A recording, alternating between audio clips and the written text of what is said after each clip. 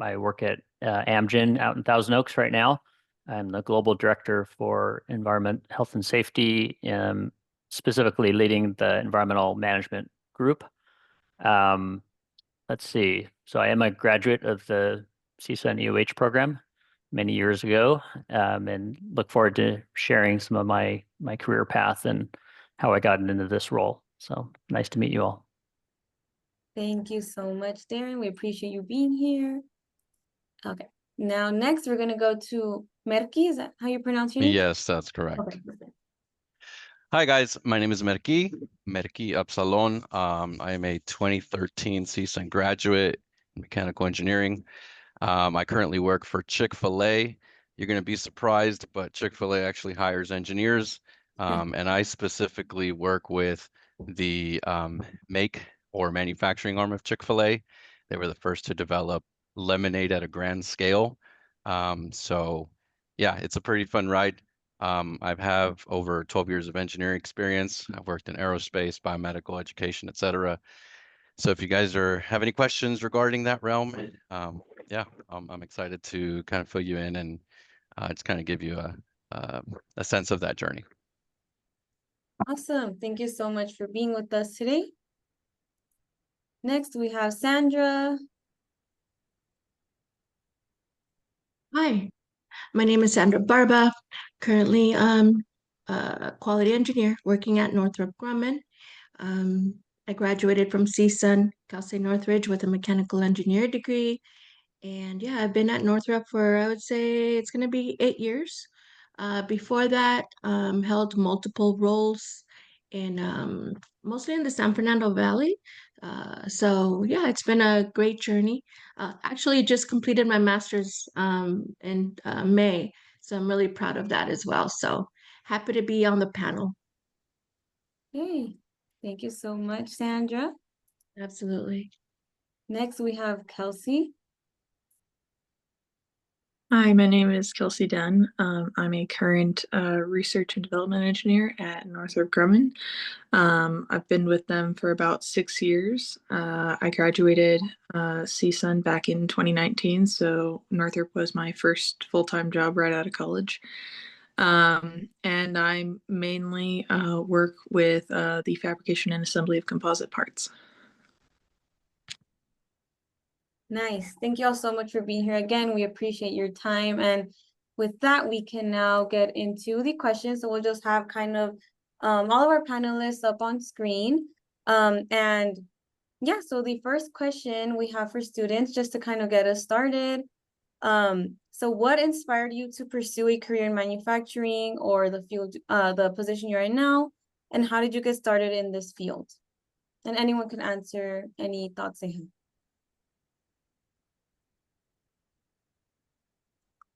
I can go ahead and get started. Go ahead. This is Darin Kuida. So again, I work at Amgen, which is a pharmaceutical company in Thousand Oaks, California. And to be honest, I didn't start out pursuing a career in manufacturing. I, like probably many, struggled a little bit early on in my college education to figure out exactly what I wanted to do with the rest of my life. I knew I liked the sciences. Biological sciences, didn't really know what I wanted to do with it until I found the environmental and occupational health field and major at CSUN, and that really sparked my interest in the field.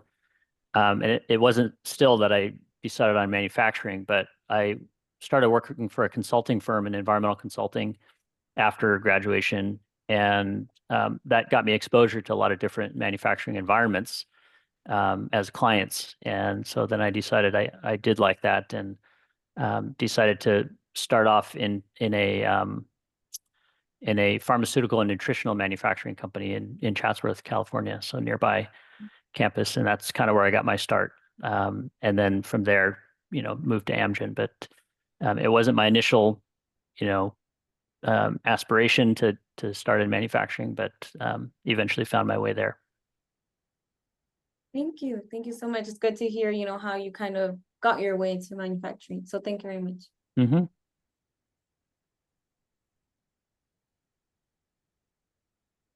Yeah, this is Kelsi Dunne. I would say for me, I always knew I really liked building things, but additionally seeing like how things went together. And so I kind of liked that aspect of it. I did do a few internships, and I always kind of liked being on the manufacturing floor as much as possible, even though like my kind of internships that I did were more kind of like design or like computer based, kind of more at your desk. So I knew I kind of liked that aspect of it, but didn't realize like how many different avenues of manufacturing there are in terms of not only industries, but just kind of even within, a certain company. There's so many different avenues you could go down that you're still kind of connected to manufacturing in a way. So I kind of didn't really know about all those possibilities. Like even throughout college, it was kind of more learning about all the different ones as I went, and then going to career fairs and like hearing about the different jobs that are out there. I think really kind of helped get me geared towards like there's a realm of possibilities where it's not just you have to be a manufacturing engineer. You could be an offshoot of like tooling, which is why my first job is, you're still involved within the manufacturing process, but you're not directly a manufacturing engineer. So that's what kind of got me started in it, and kind of piqued my interest to kind of see all the different avenues within that manufacturing bubble that I could kind of pursue. Thank you. Yeah, it's good to see that there's, a lot of realm within this field. So thank you very much.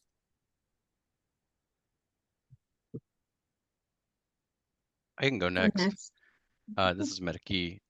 So my journey kind of started early on. I was in community college, and my girlfriend at the time had introduced me to her neighbor, and her neighbor happened to be the vice president of production at St. Jude Medical, which is, or at the time was called Paysetter as well, that made biomedical devices. And so we had this project to basically interview an existing engineer, get to know why he liked, or he or she liked what he did, and what were some of the realms. And so that got me introduced to the, I guess, overall aspect of what you could do with an engineering degree. But that ultimately transformed into I guess, early internship, if you will, where I got to build biomedical devices. And if we fast forward that 5 years after that, I was able to land an internship with the same company, but now as an engineer, and being able to really see how pieces kind of fit together, not just from a theoretical perspective, but also from obviously a mechanical perspective, electrical perspective, and then being able to bring the practical piece of engineering down to the shop floor, to documentation, to big projects, and ultimately being able to facilitate a lot of these ideas and incorporate them into these now fully functional products.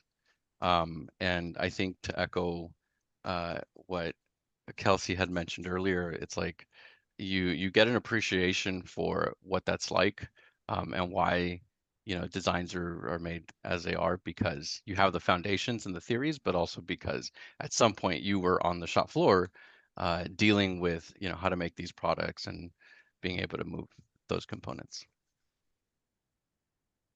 Very true. Thank you so much. Very, very helpful. Hi. For myself, I was actually inspired, first of all, to get into engineering by a professor at my high school. She stated, "Oh, you seem to like math and science. Why don't you go into engineering?" I didn't know anything about engineering. Just decided, you know what? I'm up to the challenge. I am good in math and science. Okay, why not? So I ended up going to CSUN, got my engineering degree. First job, I was actually offered a mechanical engineer internship position in North Hollywood for a small mom and pop shop making screens. They're almost like sifters for cement companies. So my role was basically to handle the blueprints. and support the engineering department and the filing and just the day-to-day tasks that engineers wouldn't do. I would do them. So that got me became exposed to building industrial products, also the flow and what it takes to build from an engineer perspective. But it was really when I started my first landed my first role in an aerospace company through networking. We all know that through networking, you can really find great opportunities. So it was through my good friend from my engineering design project that he introduced me. Hey, he stated, "Hey, why don't you come work for this aerospace company?" Um, I got hired and I loved it. I really enjoyed the camaraderie, the being able to help, being able to apply my skill set as an engineer to find solutions, to make improvements, and at the same time um, work with the people and just be an asset to that to the floor. I've been in manufacturing for many years, and that's I think best one of the best parts I value about manufacturing is the people, working with the people. They really ground me, and I like that interaction I have with them. So they always learn from them, and and I'm sure they always learn from me. So yeah. Amazing. Thank you all. It's so good to hear, the different aspects that help you get to where you are today. So thank you all for sharing.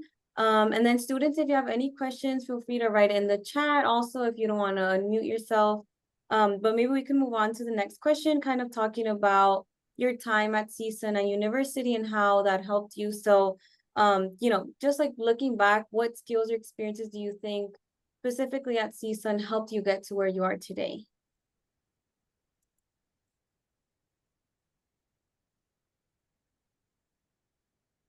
I can start again also. So let's see. Looking back at my time at CSUN, I would say the major, first of all, that environmental and occupational health major that I fell in love with really got me prepared. I think what's unique about the Cal State system is that it's a very hands-on type of experience. There's a lot of labs that really get you prepared for the real world. And so that was kind of from the technical or the learning side, was just all the coursework is so directly applicable to what I saw in the real world. But I think some people have already sort of alluded to the networking, but just friends that I made during that time I still have today. They're in various fields of the major still, and I think that's really valuable. So the people that you're meeting today and going to classes with and clubs, whatever it is, those likely will end up being close contacts for you going into the future. And of course, that's how you get jobs as well, is from the same people you're graduating with. They could be your bosses, you could be their bosses. So be kind to people and hopefully it'll pay back. Yeah, I would say from my experience, I don't know if it's still called the same thing or whatnot, but I know CSUN always had a STEM fair every fall and spring semesters. So I actually found, I believe, 2 out of the 4 internships I had through them. And then as well as at the time, CSUN had like an online like job search or internship search where you could apply for jobs through that way as well. And that's how I found my other 2 internships that I had. But my the last CSUN STEM fair in fall of my senior year is actually when Northrop came to the career fair for STEM. And that's actually, I got introduced to who I didn't know at the time was going to be my future boss. He got my resume, and CSUN actually set up like interviews in Baramian Hall for Northrop people for like for CSUN students, so that none of the students had to drive to either El Segundo or Palmdale or wherever it was. So I would say that was my greatest thing, is I always looked forward to those career fairs, because I knew it was all STEM specific. And it was cool because the amount of times I went, like some companies stayed the same and were always there. Sometimes they were different. So it kind of just gave a variety of different opportunities to kind of see and look at, as well as kind of just hone in on just kind of more of the soft, communication skills that you need to have, that I would say really helped out. So I would say that was the biggest proponent for me getting hired on Northrop, and then as well as my internships. Amazing. Yeah, thank you. It's so good to hear, that you had a lot of success with attending the career fair. Yeah, we actually had the STEAMA career fair this past September. So yeah, we recommend that students come to the career fairs, and as you all can see, you never know you can get out of it. So yeah, thank you for sharing. It's a great story. Of course. Can also add, in my experience, I think joining the clubs is really important. I know I joined SHIP, gosh, just when I got there, when I was 19. Oh my goodness, like a lifetime ago. And I'm still part of SHIP as a professional. So I continued um, uh, being a member. I think joining these organizations have so much value. Why? Because you have networking opportunities, you have opportunities where you get to attend conferences, you get to meet new people and just expand your network. And I really, really am thankful to having joined since I first started, and I highly recommend that to all the students. Join at least one, get involved, see if you can become join the board, become a board member, and not only a member, and you'd be surprised at the leadership skills that you develop. And they do allow you to grow, and it does help you when you're out there looking for work. So that would be a recommendation. Um, More to that, I have established lifelong friends because of my involvement in the club or the organization. So I'm really happy to call my engineer friends brothers because they've just we've established that camaraderie.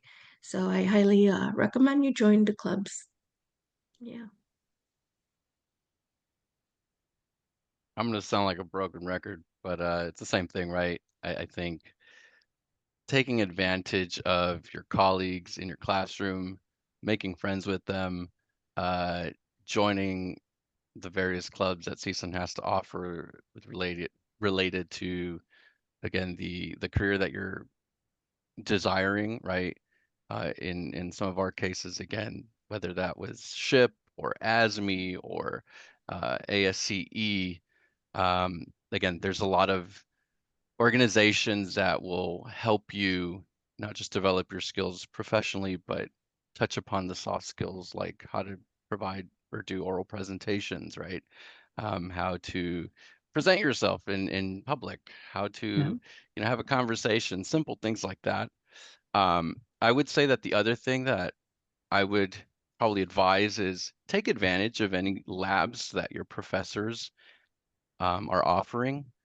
So, in my time there was new labs that were being explored. I think there was a professor there who started a mechanics lab. There was a machining and lathe class that was being offered, I think, in the summer. The Institute for Sustainability had some projects going on. There were SolidWorks competitions. I mean, the world's your oyster, right? If you can look for it and find it and ask, take advantage of it. And I think the other piece as well to that sometimes we forget is in the senior projects, as you work your way there, you're also going to make friends along the way, colleagues, etc. And that work that you do outside of the typical classroom curriculum is also something that you can show to employers and say, hey, look, these are some of the things I've done outside the classroom, and they're pretty awesome. And so I would, again, just recommend that in all that, take advantage of everything. Yeah, absolutely. Yeah, thank you all so much. I think what I'm gathering from you all is definitely like the power of networking and how networking comes in different forms here at CSUN. So thank you all. I think I want to move on to more about like experiences within the time as a student. So what do y'all recommend? I know some of y'all touched upon, but what do you recommend students do in their time now to gain that relevant experience, right? And your own like opinions, is it internships, projects, like different labs? What do you think would make students stand out now? I'd like to I answer could, that. Yeah. yeah, go. Go ahead. All right. No, I strongly recommend, having been out in the field for like a couple decades. I'm not gonna not age away, but it's been a while. Even though I've been at CSUN since then. Um, get involved in projects. Even the projects, I don't know if you're in your classes, when you have those projects that you get assigned, give it your best, 100% or more, because when you get involved in these projects, projects challenge you. Um, they allow you to explore ideas. And now with AI, the technology, and how advanced we are becoming and how accelerated we become, I think just doing your research, still getting the fundamentals, knowing the fundamentals, but I think there's a lot of value into putting time and effort in really doing well in your projects. Because once you're out in the industry, it's all about projects. Networking, working on projects, challenges, stretching your mind, um, put yourself in uncomfortable situations because that's when you grow. When you're too comfortable, that's when you're not learning. You stop learning. That would be my recommendation as a student. Um, as a mechanical engineer, oh my goodness, I was always stretched. It was a tough discipline, but very worthwhile. I took advantage of all those resources that I was provided, plus the connections I made and that camaraderie that I had with at school, and staying late, having and just I have a great memories of school, by the way, of CSUN. Just that's what I recommend is get involved with projects and any if you're asked to go visit or I don't know, just if you have opportunities to get out there, um, just go, including conferences, ASME conferences, ASC conferences. Those conferences, get out there and it'll help you so much because it'll give you talking points once you start looking for work. That's my feedback.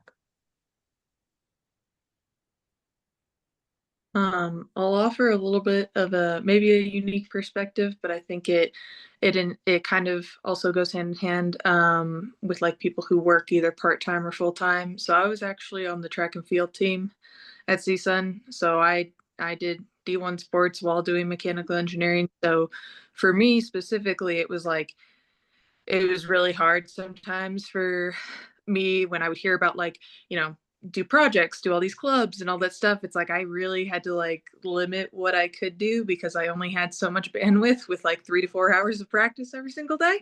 And so basically for me, I really honed in on, organizational skills and knowing how to focus everything. I mean, I would my traveling, instead of going to conferences, I was going to meets and I would bring all my engineering stuff with me to do homework and stuff. So, on the flip side of that, I think that also goes hand in hand with either people who work full time or part time while trying to go to school. I have a cousin who did that. So for him, he had the flip side of, you know, he worked on a lot of like projects and that was like his hone of like what he did and made sure to like do that on his like specify that on his resume because he couldn't do internships because he was always like a part-time employee at a different company while going to school. Whereas, for me, then on the flip side, I couldn't do anything during school because of my track and field, either practice or meets. So my summer was like basically my time to like get internships and like kind of make sure that full summer I was gaining kind of the experience that and that kind of I potentially, I wouldn't say lacked, but like couldn't take advantage of during the semesters when track kind of consumed my life, as well as, all the homework and classes I took. So I would say it definitely depends on your situation. I know for me, it was always like internships, but it's like, again, if you either don't have the flexibility to do internships because you work, I would say then that's when like projects and kind of outside, scopes come into play more, where that gets highlighted on your resume. And then, but I think, yeah, internships or projects are probably the way to go. But that's kind of what I took advantage of during my time. And that was mostly my dad encouraging me to get internships, because he had known he was not an engineer. I'm the first one in my family, but he read about it enough to know, hey, like this is what people look for. He would hire people for his own work, and it was like, he would always look, to see within his industry if people did internships and stuff like that. So he always pushed that on me. So that was the biggest thing I would recommend. But again, if you're in a situation closer to kind of like my cousins where you work part-time, definitely like any projects or anything that you can take.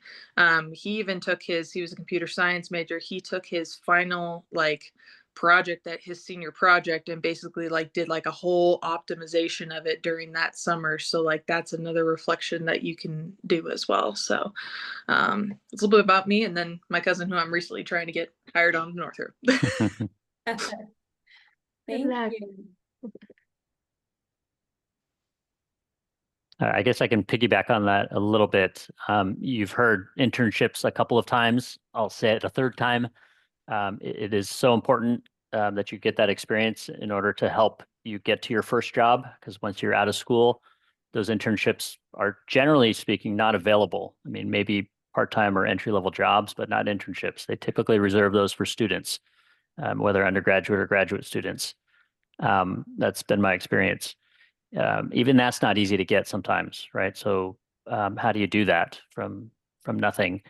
I think there's, LinkedIn these days is an incredible tool that wasn't around when I started looking for jobs. It was just applying to part-time jobs and things like that, which is another avenue, right? When I was going to CSUN, I was pretty much working the whole time, and once I decided I liked, kind of the life sciences, I started working for a couple of different labs. One was a medical microbiology lab. And you learn a lot about what you like, what you don't like. And I knew right away, or within the first several months, that I didn't want to do that as a career. I had gotten a job next as an entry-level glass washer at an environmental chemistry lab.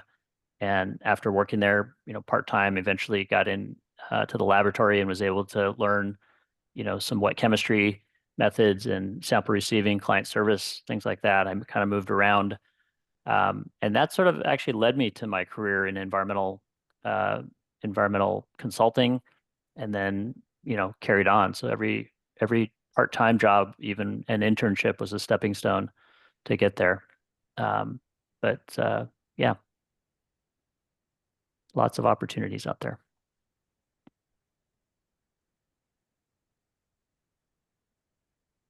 I'll add a few more things. Look, it's no secret that the economy today is kind of rough, right? And us telling you, hey, go get internships, go network. The networking part is probably the easiest piece. But I think that it really starts, because we could tell you like submit a zillion resumes, connect with people, go here, go do this, right? It's been, I think the journey for each of us here on this panel has been a little different. But if anything, like I would recommend you guys do maybe a couple of things, right? So one, define what you want it is that you want to work on. And that's loaded, right? Because I want to do everything and get everything and do everything, but at the end of the day, as you explore the different topics, or that you want to do manufacturing, right? Whatever it is, you have to define what you want. The second piece to that is probably develop a plan short term, right, of what you can do to get there.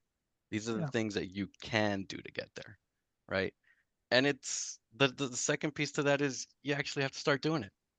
And it's going to be a little scary, a little interesting, right? Because things don't always go according to plan, but at least it's a way for you guys to like chunk it, right? To be able to break that thing down that you want and go after it. And the third piece to that would be, okay, now that you know what your plan is and what you're doing to get there, you're going to start connecting with folks, right? Whether that's starting at school, starting with friends or family.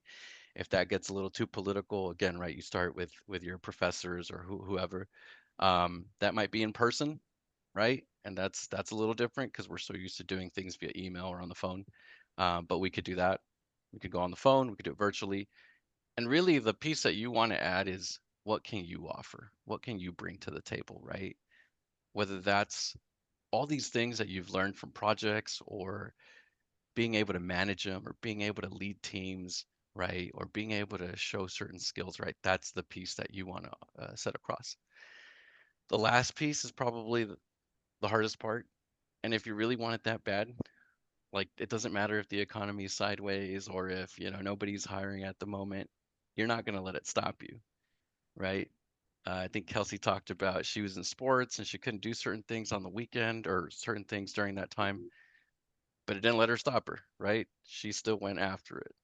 And I think that applies to anybody who, if you really want it that bad, you're just going to reiterate and optimize until you get to those pieces of your plan and ultimately to that point.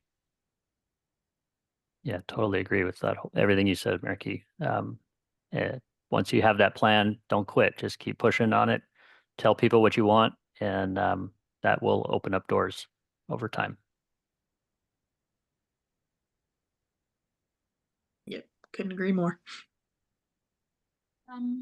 I would like to concur with what was said, and also just stay curious. I know it is a tough environment right now, but I suggest also to keep learning. There's so many lessons out there that you can learn.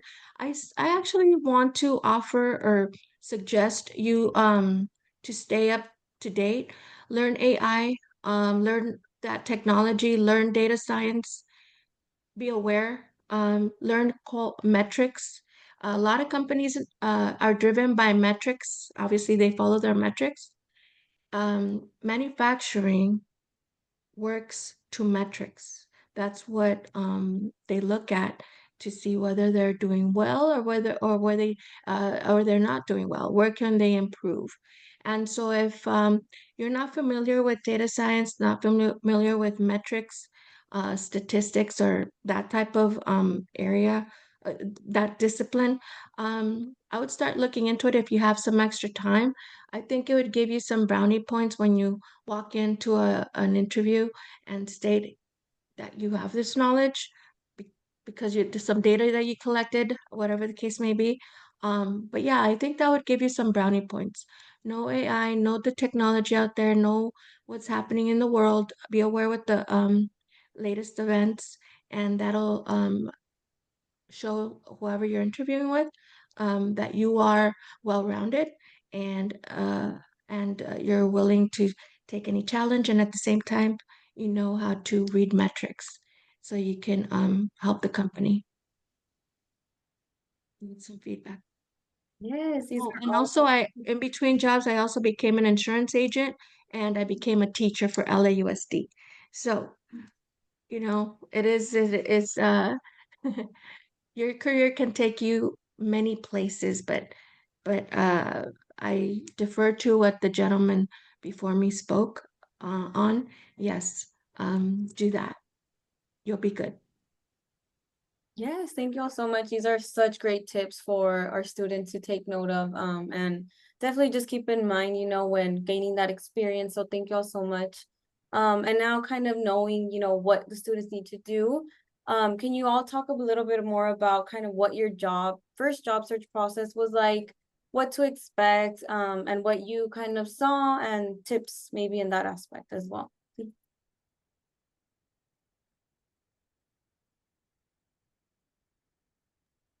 I think for me, in terms of, I think the biggest kind of job help I got was going to the career fairs. I did it on a whim. I basically had a couple of my college friends say they were going to do it. And so I was like, okay, I'll put a resume together. I'll try it out. It turns out I was the only one who went because they got scared. And I was like, well, no, I did all this work. I'm gonna go. And so I think it was just, it is kind of, rough sometimes, trying to go into talking to people at these career fair events. But I think the more I did it, the more I got used to it. I think I went to about 4 or 5. And I get nervous every time, but it was like, my thing that I started to learn was like, okay, let me like warm up with, talking with other people that like maybe I slightly find interesting, but maybe like is not like, my top 3 companies so I want to talk to. And so like starting off with them so I kind of get comfortable talking, and then kind of build up that confidence in myself, and then go and talk to, kind of the companies that are kind of at the top of my list of kind of what do I want to pursue, whether it's an internship or a job. So that's kind of what I took for myself. I do know the other big thing was there was an engineering professor who held like a resume workshop class, he was specifically an engineering professor, and so he held like a course to kind of like go over stuff on resumes, and then he offered to basically like redline our resumes on the spot. And so I would say, whether it's you get a professor to do it, whether you have, maybe a friend in the industry, or just peers among you maybe who are like have done an internship before or something, who can kind of review it. I would say that was probably, my 2 biggest things in helping me kind of, get more comfortable with kind of talking with people and kind of doing those types of interviews. And so I would say those are probably my 2 biggest things.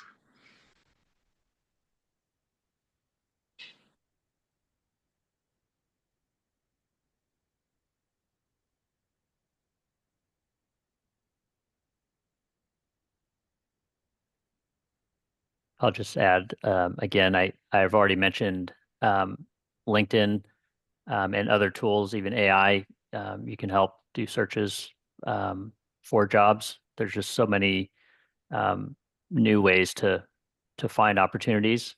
And then if you do get opportunities like an interview, for example, make sure you follow up and connect with these people that interviewed you outside of the interview on LinkedIn, and continue the conversation. And that gives you more time to kind of show, what you can do and what your passions are and why. And that persistence, I think, shows them, that you have the personality and the drive that a company may be looking for. So it just gives you some after hours time, if you will, to get them to get to know you more. That might help increase your chances. Oh, and another thing, I guess, on your resume, it seemed a little silly to me at first when my dad recommended it, but a like personal interests or personal accomplishments section on your resume. I didn't quite understand it at first until at least almost every single interview I went to for internships was like, oh, you do pole vaulting? Oh, that's cool. Or, oh, you go hiking? It's like, it was a way to relate to people and connect. Mm-hmm. I'm a big outdoors person, so a lot of my stuff had to do with the outdoors and staying active, but it's like anything, that is a personal interest to you, whether it's music, video games, going outdoors, hiking, sports, whatever it is.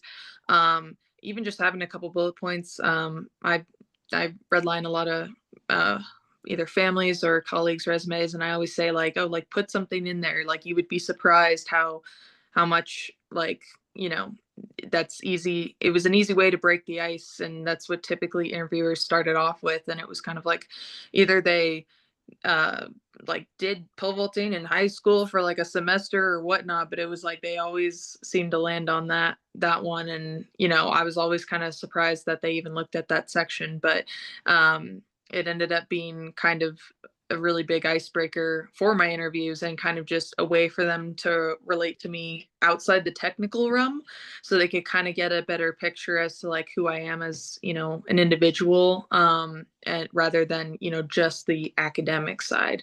So that is something that I would suggest if you just have like personal accomplishments, whether it's also if you've done international travel. Apparently like only like a small, maybe in the single digit percentage of people have actually ever traveled internationally. Or like, you know, like any big massive accomplishments you've done that are outside academics, just even just like little 3 bullet points for each of those really help and just kind of get a better picture of who you are as an individual. So I would suggest that as well. Thank you all for sharing, you know, what was helpful to you and yeah, from your journeys. That's really good to know and helpful for the students. I think I would like to know a little bit more about what you all think are some technical skills or abilities that are most in demand today with manufacturing.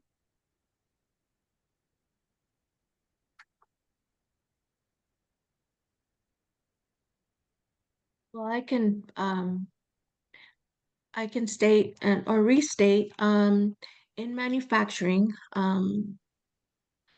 there definitely is a need for um, people to be aware or to have a knowledge of what SPC is, statistical process controls, at minimum, median, um, you know, just you don't have to go too complicated, but we definitely want to look at have the skill set of what is SPC, because it is through SPC that they monitor their products, right? And to ensure they have a quality product, right? I'm a quality engineer, um, so yeah, knowing SPC. Also, like I said, just have fundamentals of how ChatGPT and those AI tools can help you. Um, how they can be positive and negative at the same time. Also, stay aware. Also, a huge something else, and I don't think it's been mentioned here, but stay up to date with the industry.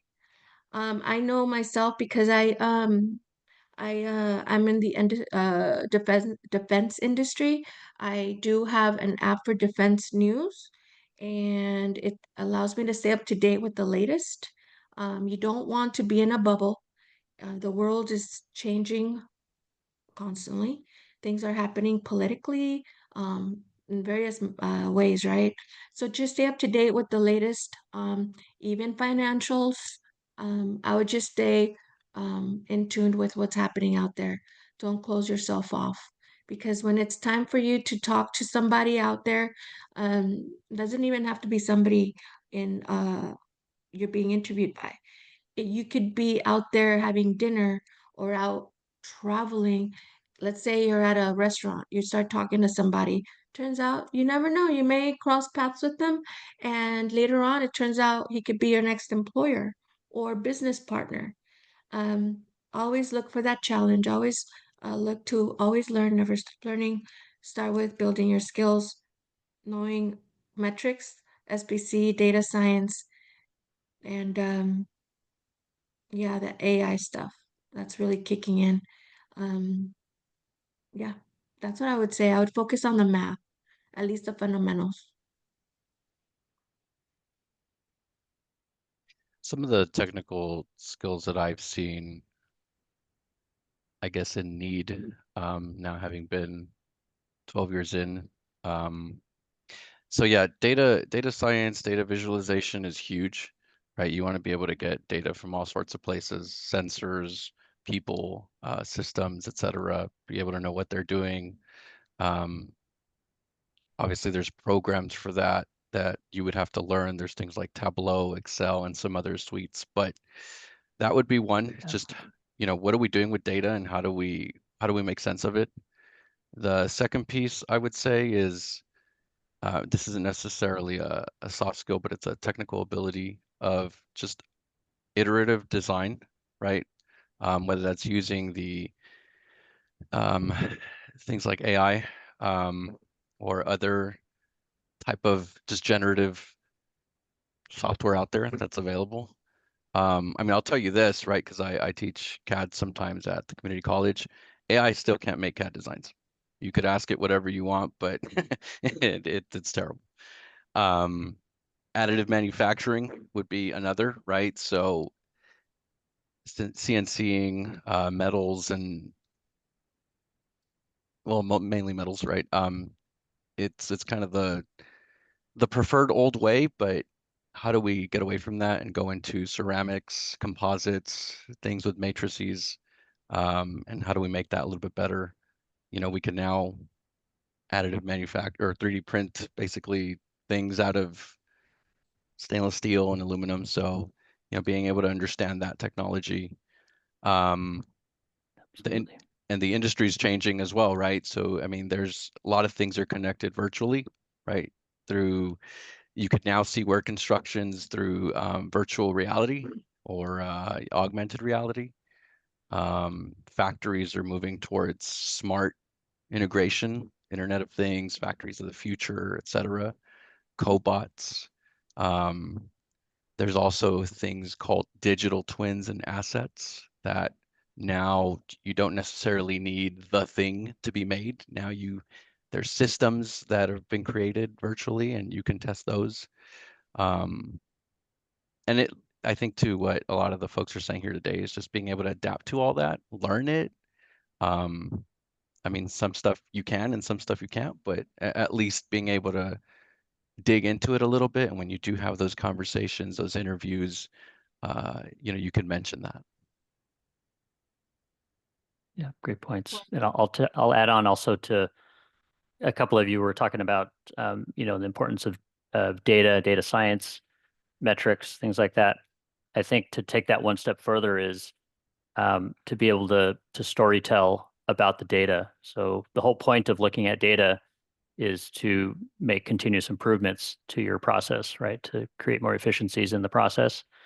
But in order to make changes to the process, you kind of have to create a business case for using data, creating a business case and telling a story about why, what is this data telling us? And if we make changes to the process, how is that going to change the story? How is that going to drive the metrics in the direction that you want to go? So I would say Points. for me, I liked more the design side of engineering. I loved CAD modeling and things of that nature. But what I also realized is that at least 3 different companies I interned with all use different CAD softwares. Then the place I ended up going full time at used one that I had not heard of and then one that I had heard of. So I would say if you do like more of the design, CAD modeling, drawings, all that kind of stuff, I would say, I know CSUN, at least when I was there, did SolidWorks. I would say if you have the opportunity to try to learn about some of the other ones, because some of them have, you know, similar user interfaces, some of them are very different and, you know, different controls and things of that nature. So if you do want to kind of pursue that design path, I would say trying to find as many opportunities, whether it's internships or whether it's, you know, doing your own self-learning of just the different types of CAD softwares that are out there, because companies, even, you know, within the same company, different, you know, projects within that company could use different softwares for whatever given reason for CAD modeling. So I would say try to diversify kind of the different types that you use. Because at least from my experience, all my internships and even the place I work at do not use SolidWorks.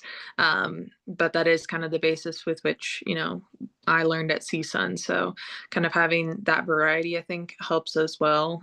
And that could go for lots of different other realms as well. If you don't want to go to the design side, just if there's a certain software that is taught, you know, see if there's any other varieties that you could also learn, because that just broadens your knowledge of what you have for that.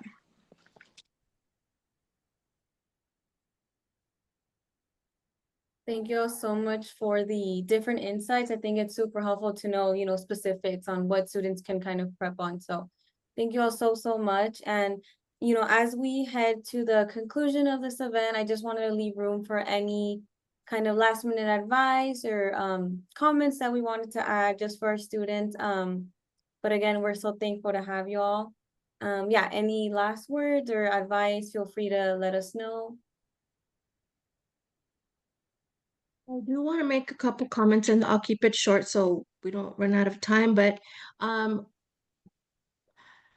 because this is a manufacturing conversation, I do want to just state to students here that I think right now when Merqui was speaking, he was tapping into systems.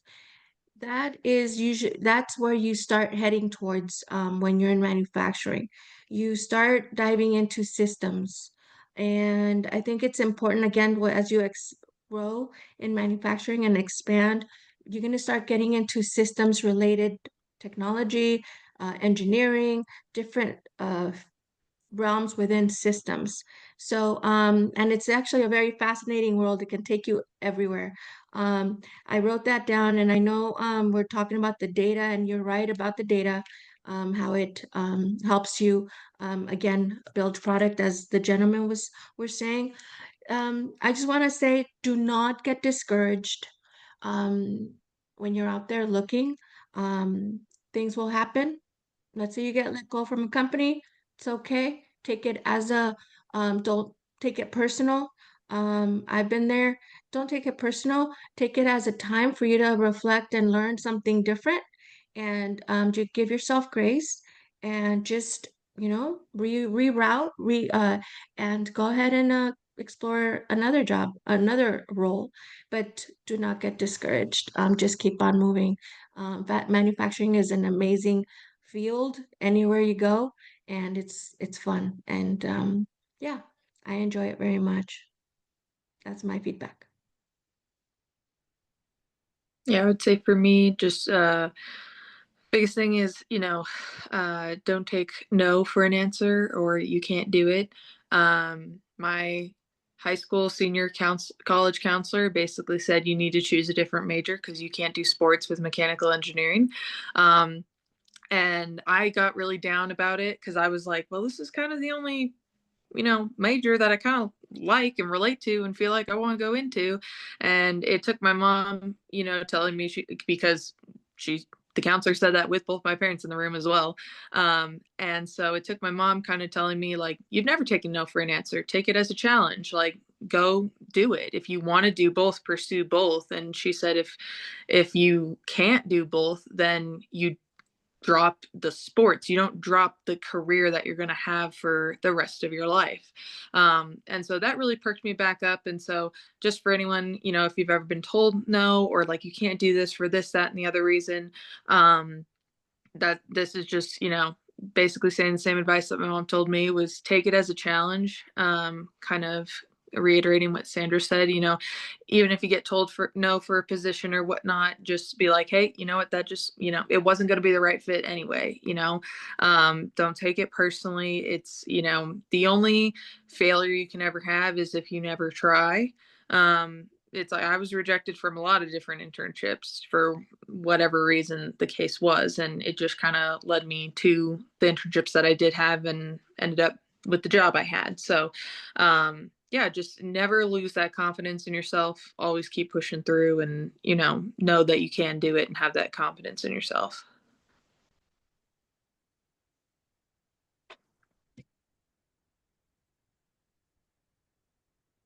Yeah, I would say that, starting where Merqui talked about making a plan, I would say find an industry that you're passionate about, because manufacturing is such a broad, so many different industries within manufacturing. But find something that you're passionate about that you can kind of get behind, and so it'll make it easier for you to just continue pushing if you're passionate about something. And then once you find that spot, try to become an expert at it. There's so much information online these days that you can learn about the real world of manufacturing, learn about the industry, who are the companies, who are the competitors, what technologies are they using, and learn about that. That way you can be conversant when it comes to those interview opportunities. And then again, we've said it many times, be prepared for the rejections. They're going to happen to the majority of people. Some people get lucky and, get internships, and internships a lot of the times will lead to full-time jobs when you graduate. Not always these days, but they certainly help you get your foot in the door and get them to know you, and takes a lot of the risk out of it for them, for the employer, if they've had a chance to see you in action in an internship. But again, just don't get discouraged, because it's going to happen, those rejections, and just keep pushing forward, and you'll get there. And be patient with yourself. Don't expect that, they said do these right things, make a plan. Well, those plans don't always work out, the first time around, or the second time around, or the third time around. Keep iterating and refining that plan. Well, what else can I do to get to the goal that I'm searching for, or that I'm trying to achieve? And you will get there eventually. In the grand scheme of things in life, I mean, some of us have been in our careers for decades. You don't realize it as you're going through those periods, but all those experiences, rejections and successes, are leading you down the path of where you're going to end up in your career, 10, 20 years from now. So good luck to everyone. And then I would just end it with, guys, you're taking advantage of this awesome panel, right? So glean as much as you want from it. They'll probably hate me, but I mean, you could even reach out to us. You could reach out to me for sure. Understand there's lots of CSUN alumni and lots of CSUN engineers out there in industry. There's also a lot of non-CSUN engineers who don't understand how awesome we are. But at the end of it all, again, be yourself, right? That's first and foremost. Be kind, offer to help, lean on the things that you're learning, what you know. You're also going to glean from people who are giving you advice. Take that 100%. And it'll be great, because at some point you'll be able to look back and say, you know what, I'm here where I'm at. And you're either going to be one of very few CSUN engineers, or the only one, or one of many. Wow, thank you all so much. That was so good. Thank you, thank you. I hope our students are feeling inspired and just ready, for what's to come.